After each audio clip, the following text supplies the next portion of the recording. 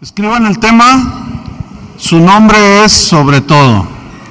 Su nombre es sobre todo. Bien, la clase pasada hablamos de cómo Pablo daba 3 razones por las cuales un cristiano debía de tener conocimiento, sabiduría y revelación. Y la última razón, hablamos de la supereminente grandeza de su poder, ¿verdad? Bueno, la grandeza de su poder, fíjate, la grandeza de su poder sobrepasó el poder de la muerte. ¿Me le subes un poquito, por favor? Sobrepasó el poder de la muerte. Ese poder operó en Cristo y lo resucitó de la muerte, lo resucitó de los muertos. Y ahí demostró Dios que su poder es más fuerte que el poder que tiene la muerte para quitarnos la vida o para morir, ¿sí? Que caigamos ahí muertos. Vamos a Efesios 1:20, porque habla precisamente de esa supereminente grandeza de su poder, esa fuerza de su poder, esa grandeza. Efesios 1:20, la cual, o sea, esa fuerza de su poder, la cual, Efesios 1:20, operó en Cristo. O sea, funcionó en Cristo. ¿De qué manera se demostró el poder de Dios? Resucitándole de los muertos y sentándole a su diestra en los lugares celestiales. Entonces, el poder de Dios volvió a la vida a Jesús. Significa que la muerte fue vencida. Bueno, ese mismo poder es el que nos guardará hasta el final. Ese mismo poder que operó en Cristo nos levantará a nosotros de la muerte y nos llevará a la gloria. Ese mismo poder. Entonces aquí surgió una pregunta: ¿podrá un cristiano que tiene este conocimiento que le hace ver claro su futuro, podrá sentirse inseguro en Cristo? ¿Verdad que no? No, ¿cómo? Al contrario, pues le da una certeza, ¿sí? El Todopoderoso nos va a guardar hasta el final, por eso se llama el Todopoderoso. Nos resucitará y nos sentará junto a Él, de la misma manera que sentó a Cristo a su diestra, ¿sí? Vamos a leer 1 Corintios 15:12 al 22. 15:12 al 22. Fíjate, aquí los corintios tenían un problema, que empezaron a dudar de la resurrección, ¿sí? Y dice: pero si se predica de Cristo, 1 Corintios 15:12, pero si se predica de Cristo, que resucitó de los muertos, ¿cómo dicen algunos entre vosotros que no hay resurrección de muertos? ¿Te imaginas? Versículo 13, Pablo empieza a argumentar, dice: porque si no hay resurrección de muertos, tampoco Cristo resucitó. Que fue cuando se mostró el poder de Dios en toda su dimensión.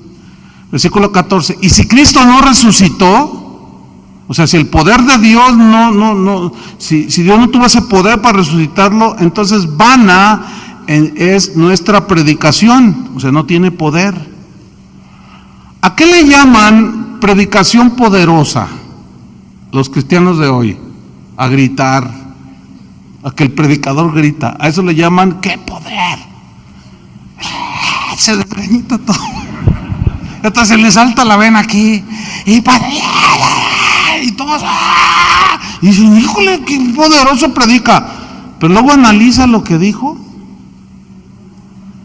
Una vez estuvimos en un evento de esos y había un predicador de esos. No, la gente se emociona bien tremendo. Entonces un amigo mío, Jorge Lozano, me dice: mira Chuy, fíjate al final lo que voy a hacer. ¿Qué vas a hacer? No seas travieso. Dice: no, fíjate. Entonces ya se terminó, nos fuimos a un receso y a los hermanos que se acercaban a saludarnos o que se atravesaban, dicen: oye, ¿qué te pareció la predicación? Estuvo tremendo, wow, qué poder. Ah, ¿te parece? Sí, no, ¿qué tremendo? A ver, ¿de qué habló? No sé, pero estuvo bien poderoso.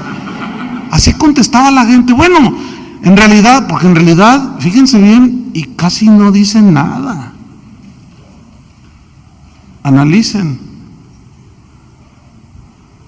Y miren, es muy difícil que la gente entienda estas verdades cuando estás todo desgañitado ahí, gritando. No sé si me explico. Ahora, hay un énfasis, hay predicadores que son bien poderosos, o sea, que son bien fogosos, como Apolos, que era muy ferviente. Ferviente quiere decir que hay fuego, pero decir las verdades del Evangelio, eso sí, aguas con esos predicadores, porque esos, y a través de toda la historia del cristianismo ha habido ese tipo de predicadores, o sea, predican con un fuego, pero predican el Evangelio. Imagínate el énfasis, pero predican las verdades. No, olvídate. Había uno de los reformadores llamado Juan Knox, los que ya tomaron historia de la iglesia recordarán. Ese hombre era un predicador de fuego, de esos así que hablaban, gritaban, sí, ciertamente, porque no había micrófono. Fue en 1500 y feria. Tenía que ser así, ¿no? Pero él predicaba las verdades del Evangelio. Y decía a la gente que le tenían miedo a las oraciones de Juan Knox y a la predicación de Juan Knox. ¿Por qué le tenían miedo? Porque era bien poderoso. Porque no solo tenía fuego, y yo me imagino que Pablo tenía ese fuego, sí, pero aparte predicaba el verdadero evangelio. Entonces, fíjate lo que dice Pablo en versículo 14. Y si Cristo no resucitó, vana es entonces nuestra predicación, o sea, fue una predicación sin poder. Vana es también vuestra fe, y somos hallados falsos testigos de Dios, porque hemos testificado de Dios que Él resucitó a Cristo, el cual no resucitó si en verdad los muertos no resucitan. Porque si los muertos no resucitan, tampoco Cristo resucitó. Y si Cristo no resucitó, vuestra fe es vana, aún estáis en vuestros pecados. ¿Ven cómo es medular la doctrina de la resurrección de Cristo? Y la única manera de haberse hecho realidad fue mediante el poder de Dios que lo levantó de los muertos. Por eso Pablo hablaba de predicar el poder de su resurrección, porque esa es una doctrina medular del cristianismo. Versículo 18, entonces también, sigue argumentando para los que negaban esto, entonces también los que durmieron o murieron en Cristo perecieron. Si en esta vida solamente esperamos en Cristo, porque si no resucitó, pues somos los más dignos de conmiseración de todos los hombres, o sea, somos los más dignos de lástima de todos los hombres. Pero luego el versículo 20 dice, mas ahora Cristo ha resucitado de los muertos, primicias de los que murieron es hecho. Porque por cuanto la muerte entró por un hombre, también por un hombre la resurrección de los muertos. Porque así como en Adán todos mueren, también en Cristo, los que son lavados, por supuesto, todos serán ¿qué? Significa transformados. Seremos resucitados. Ese mismo poder es el que va a operar en nosotros. Entonces, es un hecho lo que Dios hará con sus hijos. No hay duda. ¿Sí? Él lo prometió. Acuérdense lo que vimos en Efesios 1:3. Efesios 1:3 dice que Dios nos bendijo con toda clase de bendición espiritual en los lugares celestiales con Cristo. Ahí está. Efesios 2:6. Efesios 2:6 dice, y juntamente con Él, ¿qué hizo? Nos resucitó.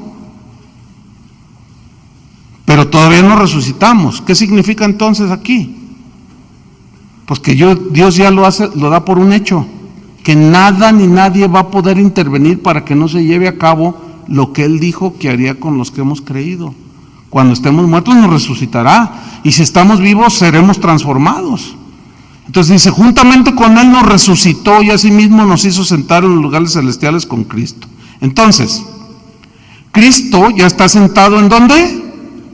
En los lugares celestiales. Esto habla de un lugar alto que está sobre todo lo demás. Eso significa que Cristo está sentado en lugares celestiales. Ahora, si Él está sentado en lugares celestiales, ¿sobre qué está Él sentado? ¿O encima de qué o de quiénes? Pablo lo dice en el versículo 21, Efesios 1:21. Y aquí está, Efesios 1:21. ¿Sobre qué? Dice, todo principado y autoridad y poder y señorío, y sobre todo nombre que se nombra, no solo en este siglo, sino también en el venidero. Entonces aquí hay 6 cosas que debemos de conocer sobre qué está Cristo. ¿Sí? Y número 1, Cristo está ahí en el versículo que estamos estudiando, sobre todo principado. ¿Sí? Ahora, la frase sobre todo viene de un término griego, huperano, que significa muchísimo más alto en lugar y rango. Eso significa. ¿Sí? Eso significa sobre todo. Es el lugar más alto y en posición y en rango. Entonces, Él, Cristo, está muy por encima de todo ¿qué? Sobre todo ¿qué? Principado. Por eso, recordando un poco la clase pasada, de hace unos momentos, todos esos cristianos que se dejan, que por superstición, ay, que me embrujaron, ay, que me echó una maldición, ay, que me dijo que me va a ir mal y siento que me va mal, están atribuyéndole más poder que a Cristo. ¿Por qué? Por ignorancia. Por ignorancia. Cuando alguien se te acerca y te diga, oye, ¿sabes que aquel compañero de trabajo te está haciendo brujería? Ah, no, está bien, déjalo que haga sus cositas. No, pues ve para que te pongan un contra ahí, a que te hagan ahí una. No, ¿cuál? ¿Por qué? Porque opera, ese poder de Satanás opera por la ignorancia de la gente. Por eso opera. Entonces, un cristiano, por favor, no puede estar así tan débil. Dios no quiere que esté así tan débil y quiere que tenga conocimiento, sabiduría, revelación y que conozca la supereminente grandeza de su poder. Y como Cristo, ese poder levantó a Cristo de entre los muertos, Dios el Padre lo sentó por encima de todo principado. Principado aquí viene del griego argé, que significa gobierno. Y aquí se refiere a los seres angelicales, sobre toda la creación angelical, buenos y malos, Cristo está por sobre todo principado. Eso significa en el griego argé, gobierno. Pero ese gobierno se refiere a los seres angelicales. O sea, Cristo está por encima del arcángel Gabriel, del arcángel Miguel, de Satanás mismo. No, pues ese ni se diga. Ese lo pisoteó y lo tiró, nomás que cayó aquí en la tierra. Entonces, mira, esto es bien importante porque de los años 80, allá a mediados de los 80, empezó el auge de la guerra espiritual. ¿Han oído de la guerra espiritual, no? Donde todo el diablo nos trae, el diablo. Y no, hombre, o sea, se daban conferencias de cartografía, o sea, de cómo en tal meridiano, quién sabe qué, están los demonios de quién sabe qué. Y entonces, no, o sea, hay que tumbarlos, hay que hacerles guerra. Mira, en primer lugar ya están vencidos, ¿sí o no? Cristo los venció, ¿dónde? En la cruz. ¿Cómo pelearte con un enemigo que está vencido? A ver, ¿cómo está eso? Yo no entiendo eso. ¿Quién se pelea con un enemigo que está vencido? Nadie que sabe que está vencido. Pero parece como que muchos cristianos no saben que ya está vencido. Y que si Cristo está sentado a la diestra del Padre, está en lugares celestiales, ¿qué dice Efesios 1:3? ¿Dónde estamos sentados, hermanos? Por favor. ¿Dónde estamos sentados? A ver, ¿alguien me dice? Junto con Cristo. Y Él ya nos bendijo en los lugares celestiales en Cristo. Satanás no puede hacer nada si Dios no le da permiso. Y es una ignorancia total aquellos que afirman que hay que hacer guerra para que el diablo no le quite la vida. El diablo no tiene ese poder, por el amor de Dios. El único que tiene poder para darle y quitarle es Dios. Yo les comenté de un cantante muy famoso, creo que esto fue el año pasado, en un concierto, y por ahí está en Tuyú. Resulta que él estaba en un concierto y a la mitad del concierto ya ven que tiran su rollito, ¿no? Los concertistas. Entonces dice: hermanos, yo quiero decirles algo que quiero que sepan. Dice: como ustedes saben, mi padre acaba de morir, pero yo me siento muy mal porque le fallé a Dios y le fallé a mi padre, porque su papá tenía cáncer. Dice: porque yo no oré como debería de haber orado, dijo. Yo oré: Señor, sánalo si es tu voluntad. Y se murió, y después dice: Dios me reprendió y me dijo: es que así no debiste de haber orado. Dice: y entendí que Satanás lo mató por el cáncer, dice. Hijo, no puede, yo cuando dice, no puede ser, si él predicaba el evangelio. Aquí lo tuve varias veces, hace años. ¿De dónde? O sea, ¿cómo fue que se deslizó en eso? ¿Cómo fue? Porque deja uno de predicar el evangelio. No, pues entonces, ¿qué produce eso en la gente? Ahora, ¿Satanás le quitó la vida a su papá? Pues es evidente que no, porque Satanás no tiene ese poder, porque Cristo está por sobre todo principado, y ahí son los ángeles, y Satanás es un ángel. Primera de Pedro 3:22 dice: Primera de Pedro 3:22, quien habiendo subido al cielo, o sea, Cristo, está a la diestra de Dios. ¿Quién está a la diestra del Padre? Jesús, dice. Y a Él, más claro que esto ya de plano, y a Él, a Jesús, están sujetos, ¿qué? Ángeles, autoridades y potestades. Satanás es un ángel. Y él está sujeto. Que está rebelde, esa es otra cosa. Pero sujeto significa que ellos no pueden hacer nada si el que está arriba no les permite. Eso significa estar sujeto. Efesios 6:12. Y aquí esta escritura la malinterpretan, la confunden, pero vamos a leerla, Efesios 6:12. Porque no tenemos lucha contra sangre y carne, si es cierto. Ahora, escuchen, vamos a leerlo. Porque no tenemos lucha contra sangre y carne, significa sino contra principados, contra potestades, contra los gobernadores de las tinieblas de este siglo, contra huestes espirituales de maldad en las regiones celestes. Ok, fíjate, aquí, ¿saben por qué se confunden muchos cristianos? Ahí está, hay una lucha, sí, hay una lucha, pero ¿saben cuál es la lucha? De argumentos. La verdadera guerra espiritual es de argumentos.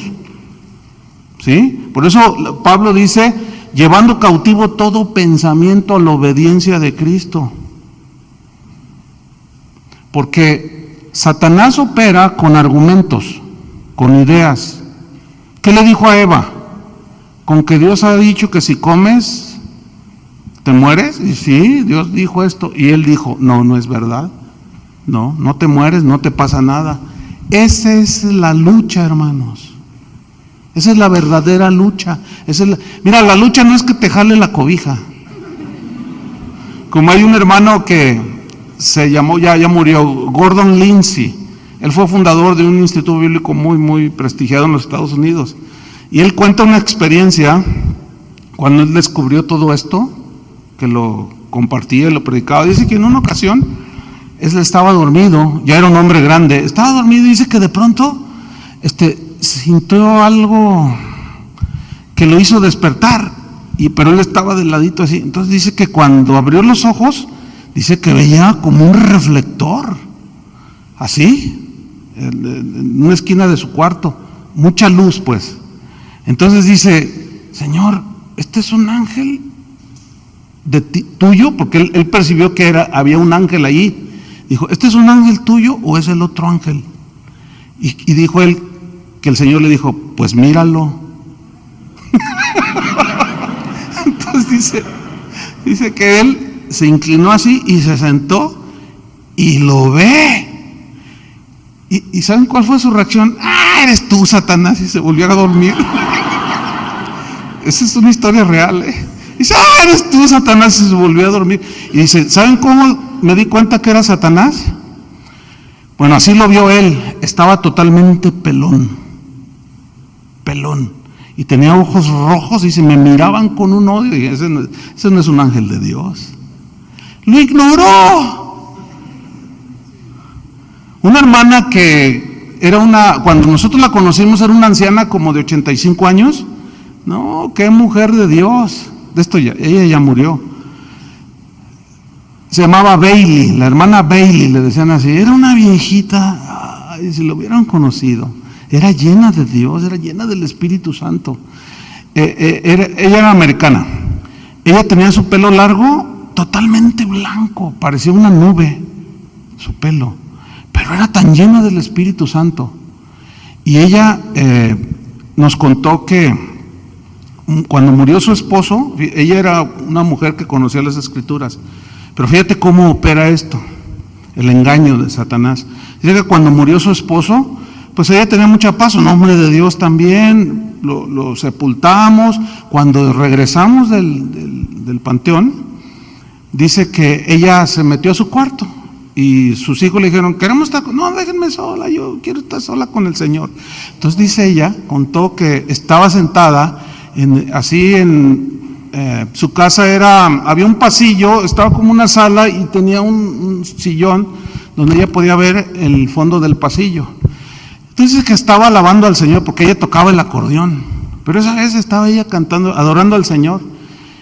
Y eso pasó 1 hora después de que regresó del panteón. Entonces dice que de pronto, en el fondo, dice, ¿qué creen? Vi a mi esposo. Y de pronto, y lo vi, que me extendía las manos y me decía, ven, fíjate qué grueso.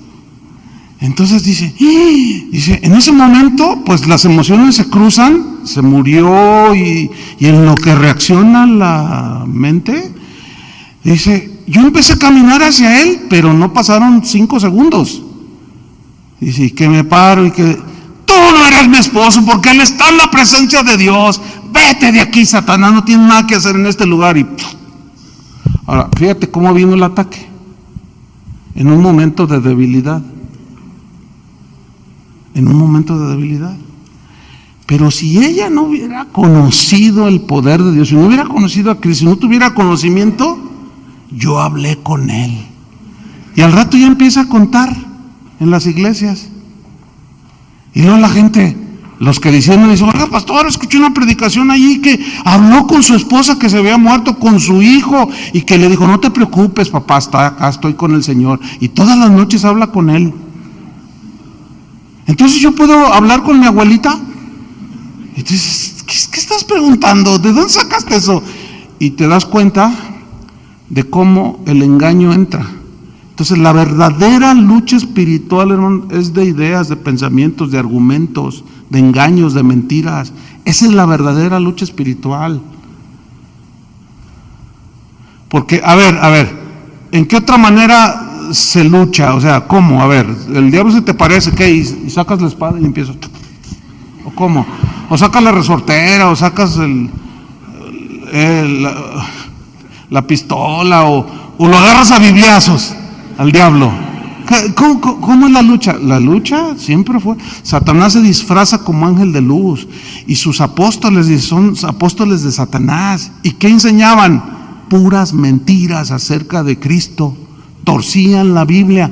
La verdadera lucha es de ideas, de argumentos. Esa es la verdadera lucha. Y a eso se refiere Pablo cuando dice: no tenemos lucha contra sangre ni carne, sino contra principados, potestades. Por eso Pablo quería que entendiéramos, que tuviéramos conocimiento, que se nos está revelando, y sabiduría y revelación, para no ser engañados. Entonces, ¿cómo está Cristo sentado sobre todo qué? Principado, y sigue diciendo autoridad. Aquí autoridad se refiere a los gobiernos humanos. Es una palabra griega exousia, con X, exousia, y que significa autoridad, que es la capacidad de regir y gobernar, pero se refiere a los gobiernos humanos, se refiere a los magistrados, donde están incluidos los ministros del Evangelio, ¿sí? Y toda clase de autoridad que tengan los hombres. A eso se refiere aquí autoridad, porque lo que define todo lo que dije, ¿sí? Gobiernos humanos, magistrados, ministros del Evangelio, esa palabra lo define, exousia. Entonces, ¿sobre quién está Cristo? No solo sobre los principados, que son todos los ángeles buenos y malos, sino también todo poder humano, todo gobierno humano, ¿sí? Ahora, haciendo una aplicación aquí entre nosotros. Por ejemplo, yo como pastor tengo autoridad, ¿sí o no? Tengo una autoridad que Dios ha delegado.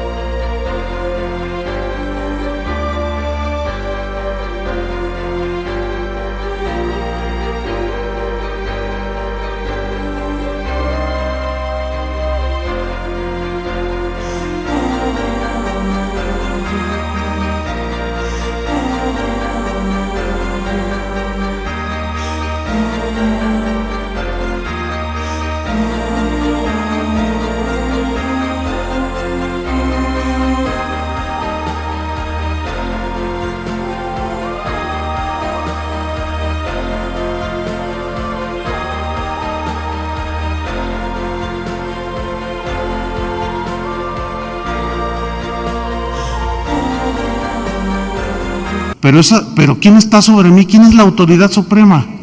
Cristo. Entonces, imagínate, que yo me paro en el púlpito y empiezo a decir una sarta de tonterías, y luego alguien dice: oiga, pastor, pero eso que usted está diciendo está contradiciendo la Biblia. Aquí yo mando, aquí yo soy el pastor, y el que no esté contento que se vaya, ahí está la puerta, órale, porque aquí yo mando. Aquí tú mandas, pastorcillo de tercera, aquí tú mandas. ¿Qué te pasa? ¿De dónde sacaste eso? Que aquí tú mandas. Esto es el común en muchas iglesias, hermanos. Por eso ya no parecen iglesias. ¿Quién es el que manda? ¿Quién es el que está sobre el más ungidazo de los pastores? O el mejor predicador del mundo. ¿Quién está sobre él? Cristo. El peligro está en llegar a creer que nosotros somos la autoridad. Se nos olvida que sobre nosotros está la suprema autoridad, que es Cristo. Entonces, quien se pone en el lugar de Cristo, bueno, pregúntenle al diablo qué le pasó. Subiré a lo alto, ¿se acuerdan? Junto a las estrellas de Dios. Ahí las estrellas de Dios son ángeles, ¿sí? También que están en autoridad, pero él quiso, dice, subiré a lo alto y me sentaré, dijo. ¿En dónde? En el trono de Dios. Quiso hacerse igual a Dios, por lo cual Dios, ¿qué dice? Lo echó. Dios no tolera a nadie a su nivel, porque nadie lo tiene. Y otro de los errores de los cristianos es que a Satanás le atribuyen, le conceden atributos que solo Dios tiene. Satanás no es omnipotente, o sea, no lo puede todo, no es omnipresente. Es muy común decir, Satanás me atacó. A ver, espérame, y luego allá en Colombia dicen, Satanás nos atacó. Ay, pues, a ver, espérame, ¿cómo? ¿Está en todos lados o qué? No, Satanás no está en todos los lados. ¿Verdad que no? ¿Lo entienden eso, no? Entonces, a veces asumimos y le atribuimos características que él no tiene. No, llegan al grado, fíjate, al grado de, hermanos, Dios me reveló, dijo una vez uno hace años, y todavía anda esa doctrina. Cuando oren, no oren en voz alta, porque luego Satanás los oye. ¿Han oído eso? Entonces ya sabes lo que estás pidiendo y te empieza a atacar. Y no faltó el que dijo, oren en lenguas, porque el diablo no sabe. Pero, a ver, en lenguas, okay, son humanas. Dijo Pablo, lenguas humanas y angélicas. Así dijo Pablo, ¿no? Ok. ¿Cómo le habla Satanás a los rusos? ¿En español? ¿Cómo le habla Satanás a los alemanes? ¿En ruso? ¿Qué no les insinúa en su idioma? Él es políglota.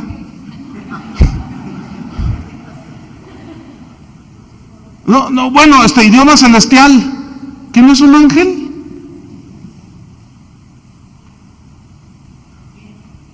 ¿Sí o no?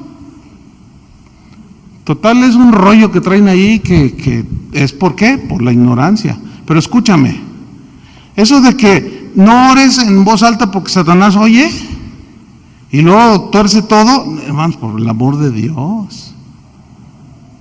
Y lo toman ahí de Daniel.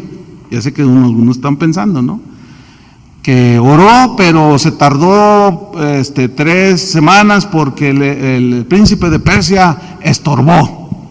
Escuchen bien, allí nada que ver, no hay una enseñanza en la Biblia. Ese es un caso. Acuérdense que un versículo no hace una doctrina. Acuérdense de esto, de que las doctrinas fundamentales de la Biblia tienen que estar sustentadas por toda la Biblia, no con un versículo, sino imagínate. Por eso hay tantas sectas. Entonces, ¿sobre quién está Cristo? Sobre todo, ¿qué? Poder, principado, autoridad y ¿qué? Poder. No, fíjese, porque aquí en el griego poder se refiere al poder de los ángeles. ¿Sí? El término griego aquí para poder se refiere al poder de los ángeles buenos y malos. Ahora, ¿tienen poder los ángeles? ¿Tienen poder? Satanás sí tiene poder. ¿Están conscientes de eso?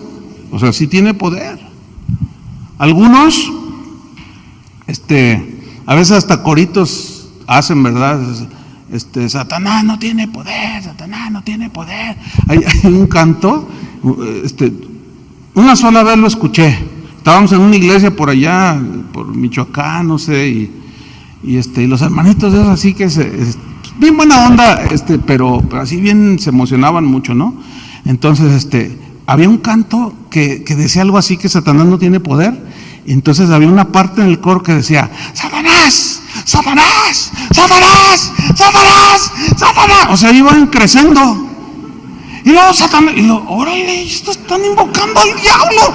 Y luego, Satanás, Satanás, no tiene poder. Y qué horrible canto, espantoso. O sea, estaban cantando una verdad a medias, porque sí tiene poder, ¿o no? Ahora, escúchame bien. ¿Tú puedes desafiar ese poder? ¿Cómo? Te surte. Ese es el gran error de muchos, que se ponen a desafiar al diablo. ¿Saben que Satanás es más poderoso que el ser humano? Pero escúchenme bien, nunca se ve en la Biblia un solo mandamiento que nos autorice a ir a desafiar al diablo. Al contrario, ¿se acuerdan? ¿Se acuerdan de Pablo cuando dice que llegó ahí a predicar y una muchacha que tenía un espíritu de adivinación, que decía, estos son siervos del Altísimo y vienen anunciándose el Evangelio? Y dice que pasaron muchos días hasta que se enfadó Pablo y le echó fuera el demonio de adivinación. ¿Qué significa eso? Que ellos no iban a buscar a los demonios. Pues Pablo sabía que andaban allí y estaban perturbando, pero él no le hacía caso, lo ignoraba. Es más, les voy a decir una cosa, lean el libro de los Hechos y los demonios no aparecen más de 3 veces. ¿Y por qué en el Evangelio a cada rato se encontraba Jesús con endemoniados? O sea, esto no significa que no hay operación demoníaca, sí la hay, pero el énfasis, hermanos, que la Biblia nos da no es que nosotros le demos de énfasis a lo demoníaco, sino al Evangelio. Ese es el énfasis de la Biblia. Y ese ha sido el gran error auspiciado y motivado por Satanás, de que se le dé un lugar que no le pertenece. ¿La alabanza qué es? Exaltar los atributos de Dios. Entonces, ¿dónde queda ese canto de Satanás, Satanás? O sea, están cantando que Satanás no tiene poder.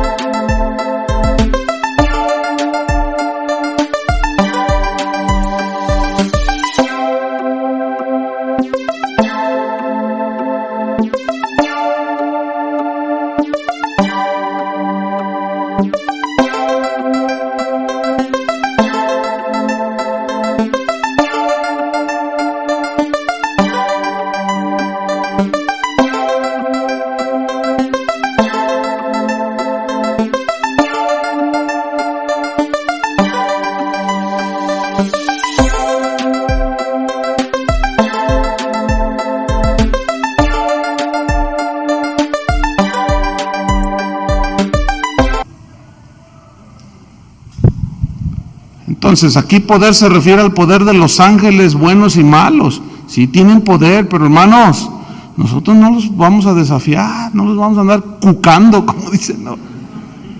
¿Se acuerdan allí, creo que es en Judas, donde dice que el arcángel Miguel contendía con Satanás por el cuerpo de Moisés? ¿Sí? Entonces llegó un momento en que dice que él no quiso enfrentarse, no porque no tuviera, tenía poder, y yo creo que se dan un buen entre, pero el Señor dijo, el Señor te reprenda, le dice. O sea, no estamos llamados a desafiar a los demonios, hermanos. Ahora, si vas y los desafías, te los vas a encontrar, pues, ¿cómo no? Una invocadera ahí por todos lados. No, es un pastor, me dijo, pastor, ya no sé qué hacer, tenemos una manifestación de demonios por todos lados en la iglesia, ¿cómo? Y dice, sí, se manifiesta. Bueno, ¿qué estás predicando? Y dice, bueno, estamos ahorita, ya tenemos como 3 meses enseñándoles cómo vencer a Satanás. Le digo, pues ese ya está vencido, hermano. Más bien enséñales la obra de Cristo, que es lo que Pablo estaba preocupado para que los cristianos supieran, las abundantes riquezas de su gloria. Porque a Satanás se le vence. ¿Cómo lo resistió Jesús a Satanás ahí en la tentación?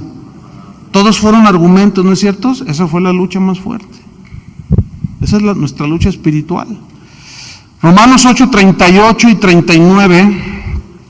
Pablo dice, por lo cual estoy seguro, fíjate, aquí está, estoy seguro, que ni la muerte, ni la vida, ni ángeles, ni principados, ni potestades, ni lo presente, ni lo porvenir, ni lo alto, ni lo profundo, ni ninguna otra cosa creada que nos podrá separar del amor de Dios que es en Cristo Jesús, Señor nuestro.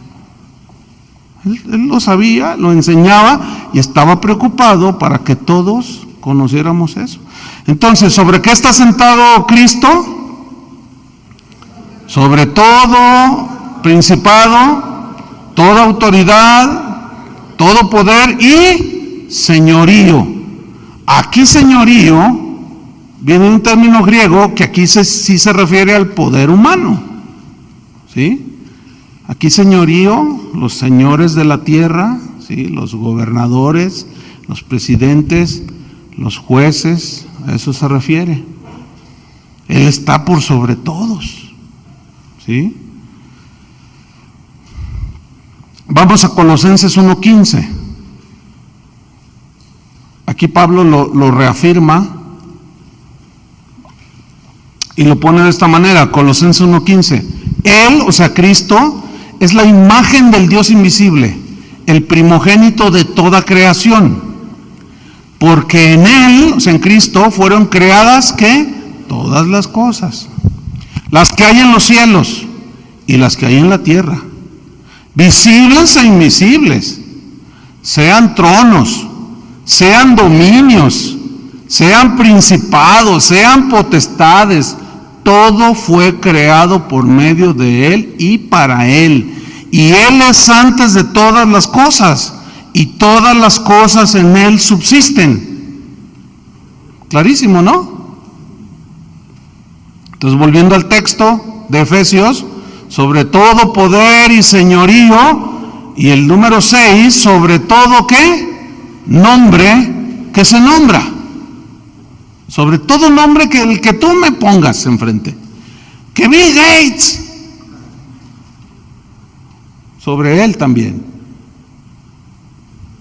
Sobre Carlos Slim. Sobre él. Sobre el dueño de las Chivas. También. Sobre el dueño del Atlas. Con mayor razón. Sobre todo nombre que se nombra. Es decir, que él está muy, pero muy encima del hombre más ilustre, con más dinero en la tierra, con más poder.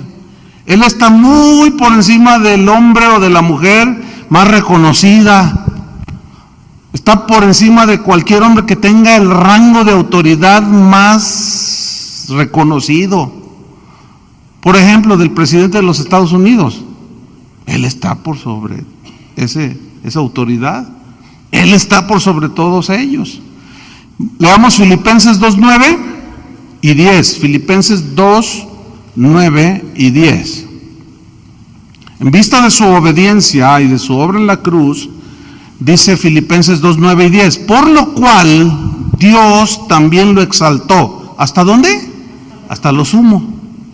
Y mira, y le dio un nombre que es sobre todo nombre. Sobre todo nombre. Para que en el nombre de Jesús se doble toda rodilla de los que están en los cielos y en la tierra y debajo de la tierra y donde estén. Una vez, me acuerdo, estaba yo con un pastor, hace muchos años, hace más de 30 años de esto, yo estaba en mis pininos en el ministerio, estaba allí platicando con un pastor y en eso llegó un hermano de esos que interrumpen las pláticas, ¿no? Y llegó, pastor, y me dice, ay, perdóname, le digo, no, está bien. Pregúntale, dice, oiga, pastor, pues es que estoy confundido porque, dice, porque pues, ¿y los ovnis? ¿Y los alienígenas? Entonces el pastor lo miró y se rió, ¿no? Y dice, a ver, respóndeme porque hay muchas evidencias. Dice, mira, si hay o no hay, yo no sé. Pero supongamos que sí hay. Si han pecado, necesitan a Cristo.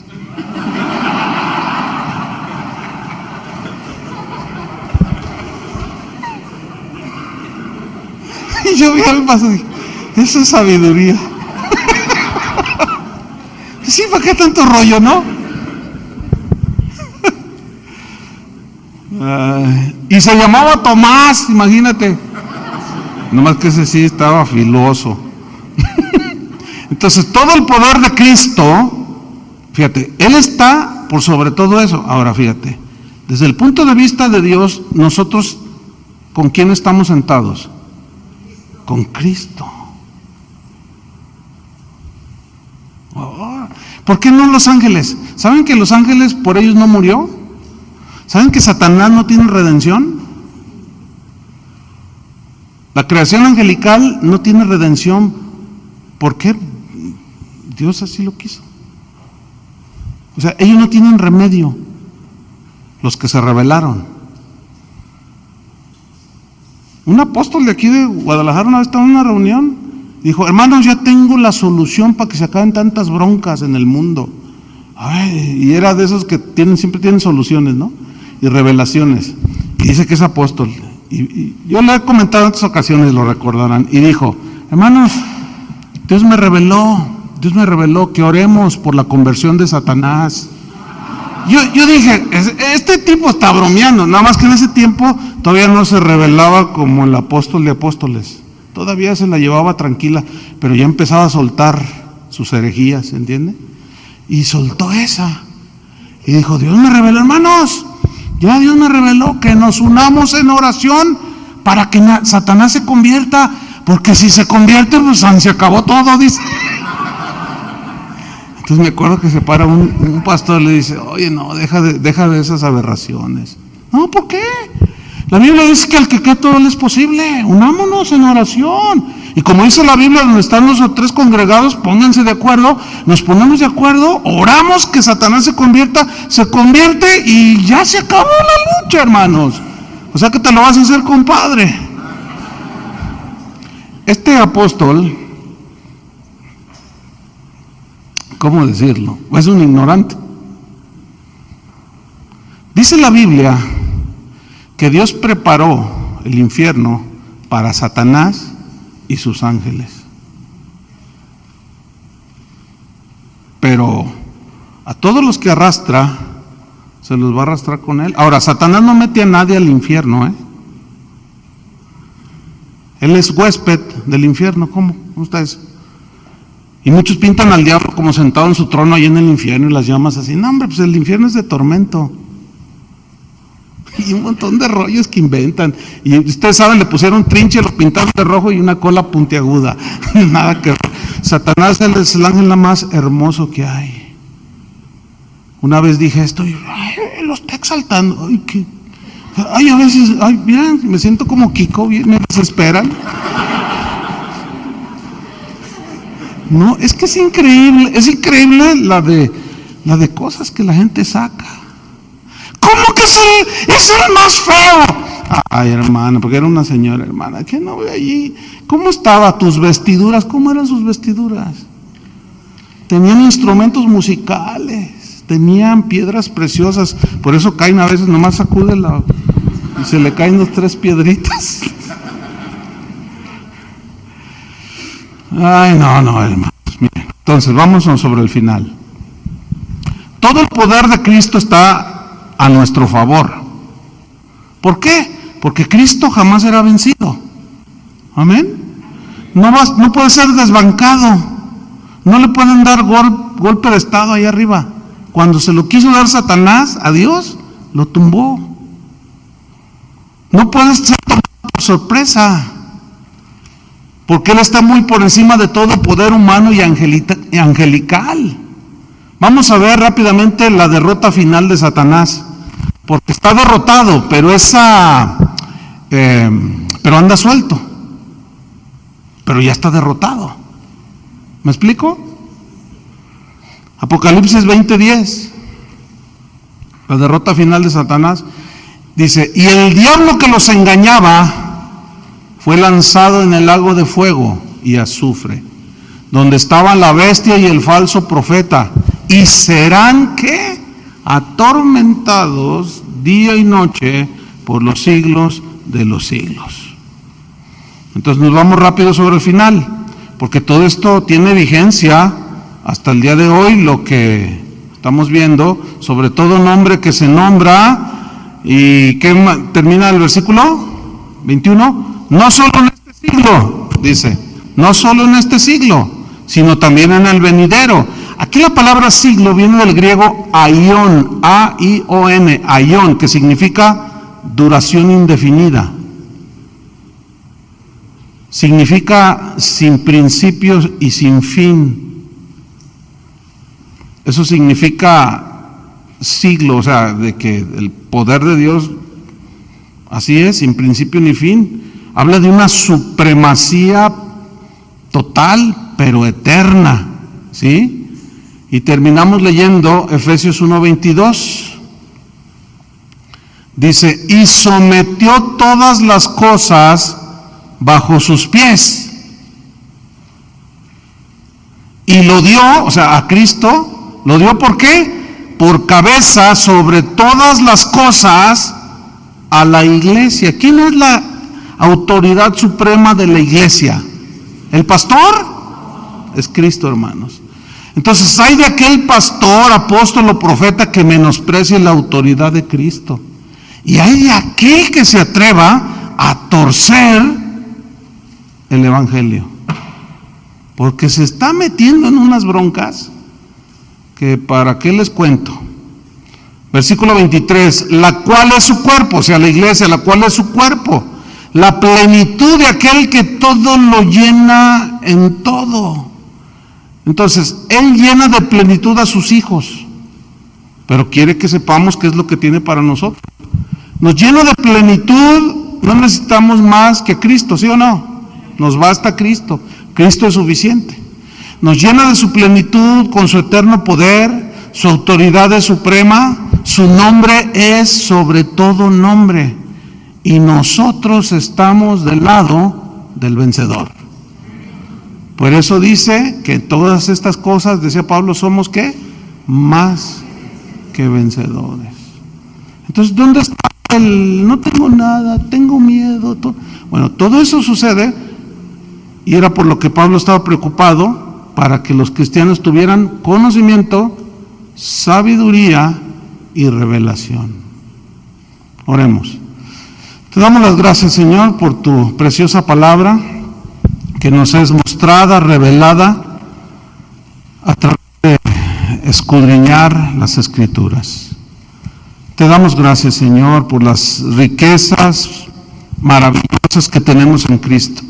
Pero tú no quieres que estemos ignorantes, sino que sepamos lo que nos has concedido. Que nuestra herencia es inmarchitable, no se marchita, no se contamina, no envejece. Pero necesitamos, Señor, ese conocimiento para que sepamos que tu nombre es sobre todo nombre y tu autoridad es sobre todo. Te damos gracias, Señor, porque tú nos rescataste y nos sentaste junto con Cristo en los lugares celestiales.